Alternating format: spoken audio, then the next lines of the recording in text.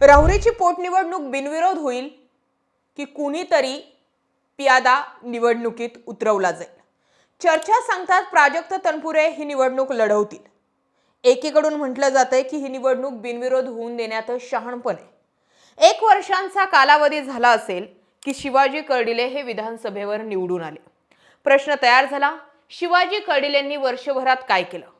प्रतिप्रश्न तयार झाला, प्राजक्त तनपुरे मंत्री असताना 4 वर्ष 5 वर्ष त्यांच्याकडे आमदारकी असताना त्यांनी काय केलं? आता जर मागच्या 5 वर्षांमध्ये प्राजक्त तनपुरे होते तर मग 1 वर्षांमध्ये शिवाजी कर्डिले जे आमदार राहिले, काही काळामध्ये ते आजारी राहिले, त्यांच्या जागी त्यांचा मुलगा हा सगळा कारभार बघत होता. त्यामुळे प्रश्न उत्तर नेमकं कुणाला करायचे? 1 वर्ष आमदार राहिलेल्या शिवाजी कर्डिलेंना की 5 वर्ष आमदार राहिलेल्या प्राजक्त तनपुरेंना? विशेषतः त्यांच्याकडे मंत्रिपदही होतं. त्यामुळे या दोन्ही गोष्टी सांगतात की सध्याची ही निवडणूक एकतर बिनविरोध होऊ द्या किंवा मग जशाच तशा उत्तरांना प्रश्नांना तयार राहा. सध्याची राहुरीची स्थिती काय आहे अगोदर ते समजून घेणं गरजेचं आहे. 1 वर्षभरापूर्वी जवळपास 35,000च्या लीडने शिवाजी कर्डिले हे विधानसभेवर निवडून आले. सुरुवातीला 2-3 महिने शिवाजी कर्डिले हे अनेक मतदारसंघांमध्ये दिसले, मतदारसंघातील विविध भागांमध्ये दिसले. नंतर बातम्या समोर आल्या की ते आजारी आहेत आणि त्यांच्या जागी अक्षय कर्डिले हे दौरे करतायत, जनता दरबार घेतायत. हा माझाच प्रश्न होता की आमदार म्हणून शिवाजी कर्डिलेंना जनता दरबार घेण्याचा किंवा प्रश्न सोडवण्याचा अधिकार हा शिवाजी कर्डिलेंना आहे. त्यांची जबाबदारी, त्यांचे अधिकार अक्षय कर्डिले कसे वापरू शकतात? आणि त्याही वेळी मला लोकांनी सांगितलं होतं की शिवाजी कर्डिले कामं करत नसले किंवा ते आमच्यामध्ये नसले तरी सुद्धा त्यांच्या जागी अक्षय कर्डिले हे दिसतात. ही एक गोष्ट जी आहे ती अक्षय कर्डिलेंना प्लस करणारी ठरते. दुसरा विषय येतो तो म्हणजे सध्या राज्यामध्ये भाजपाचं सरकार आहे, सोबतीला शिंदे आहेत, अजित पवारांचा पक्ष आहे. पण एकंदरीत जर विचार केला तर वरती सरकार जर भाजपचं किंवा महायुतीचं आहे तर या ठिकाणी महाविकास आघाडीचा उमेदवार निवडून देण्यासाठी काहीतरी कारणं द्यावी लागतील. कारण शेवटी हे तर तथाकथित सत्य आहे की निधी आणायचा असेल तर सत्ताधारी पक्षांसोबतच लॉबिंग लागते.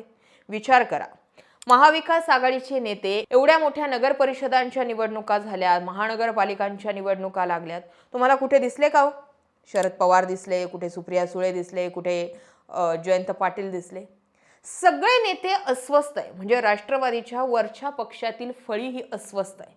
ती खाली काय ताकद देणार आहे? आणि सगळ्यात महत्त्वाची आणि जमेची गोष्ट म्हणजे ही की सध्या अक्षय कर्डिलेंना एकीकडून विखे आणि दुसरीकडून जगतापांचा सपोर्ट मोठा आहे. अक्षय कर्डिलेंना सध्याच्या निवडणुकीमध्ये 2 गोष्टी प्लस करणाऱ्या ठरतात. एक हिंदुत्वाचा मुद्दा टॅकल करणं प्राजक्त तनपुरेंना त्याही वेळी जमलं नव्हतं. आता जमेल का हा प्रश्न? 35,000च्या आसपासचे लीड त्यावेळी शिवाजी कर्डिलेंनी घेतलं होतं. 1 वर्षामध्ये प्राजक्त तनपुरे ते लीड तोडू शकतील का? सगळ्यात महत्त्वाचा तिसरा मुद्दा म्हणजे ज्यावेळी सत्ताधारी म्हणून शिवाजी कर्डिले सत्तेत आले त्यावेळी विरोधक म्हणून प्राजक्त तनपुरे 1 वर्षभरामध्ये मतदारसंघामध्ये ऍक्टिव्ह राहिले का? आणि ह्या 3-4 गोष्टी ज्या आहेत त्या अक्षय कर्डिले की प्राजक्त तनपुरे या गोष्टींना प्लस करणाऱ्या किंवा निगेटिव्ह करणाऱ्या ठरणार आहे. हे मान्य करून चालूयात की अक्षय कर्डिले नौखा उमेदवार असणार आहे. हे मान्य करून चालूयात की अक्षय कर्डिलेंना कदाचित या राजकारणातील चक्के पंजे कळायला उशीरही लागेल. हेही मान्य करून चालूयात की शिवाजी कर्डिलेंसोबत जे निष्ठावंत होते किंवा जे शिवाजी कर्डिलेंची माणसं होते त्यातील एक फळी अक्षय कर्डिलेंसोबत राहील आणि एक फळी फुटली तर ती विरोधकांसोबत जाईल. या झाल्या आतल्या गोष्टी. पण जनतेच्या मनामध्ये जो हिंदुत्वाचा शिक्का लागलाय तो हिंदुत्वाचा मुद्दा संग्राम जगताप एकीकडून टॅकल करतील. प्राजक्त तनपुरे तो टॅकल करू शकतील का? आणि 35,000चं लीड वर्षभरामध्ये ते तोडू शकतील का? ते तोडण्यासाठी पूर्ण मतदारसंघामध्ये ऍक्टिव्ह राहणं गरजेचं होतं. ते वर्षभरात प्राजक्त तनपुरे राहिलेत का? त्यामुळे एकतर ही निवडणूक बिनविरोध होऊ देण्यातच शहाणपण राहील किंवा मग पुन्हा तीच यंत्रणा, तीच सिस्टीम कामाला लावून प्राजक्त तनपुरेंना मैदानात विरोधक म्हणून टिकून राहावं लागेल. या सगळ्या गोष्टींकडे तुम्ही कसं पाहता? प्राजक्त तनपुरेंनी निवडणुकीमध्ये उभं राहिलं पाहिजे का? की प्राजक्त तनपुरे सोडून तिसरा कुठला चेहरा विरोधक उभा करतील? की अक्षय कर्डिलेंची निवडणूक बिनविरोध होऊ दिली पाहिजे? हे सरळ सरळ फक्त मी इथलं जे फॅक्ट आहे ते तुम्हाला सांगितलंय.